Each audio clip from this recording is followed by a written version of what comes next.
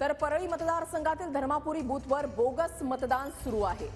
शरद पवार गटाचे उमेदवार राजेसाहेब देशमुख यांच्याकडून हा आरोप करण्यात आलेला आहे।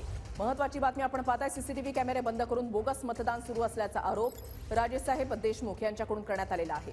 परळीमध्ये धनंजय मुंडे विरुद्ध राजेसाहेब देशमुख अशी लढत जी आहे ती पाहायला मिळते। राजेसाहेब देशमुख यांच्याकडून हा गंभीर आरोप करण्यात आलाय की परळी मतदारसंघातील धर्मापुरी बूथवर बोगस मतदान सुरू असल्याचा राजेसाहेब देशमुख यांचा आरोप।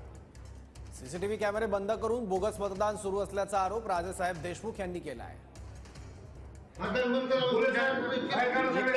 बंदच करावं लागतंय।